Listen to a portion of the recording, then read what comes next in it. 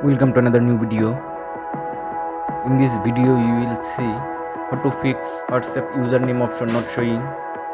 Please follow complete the process.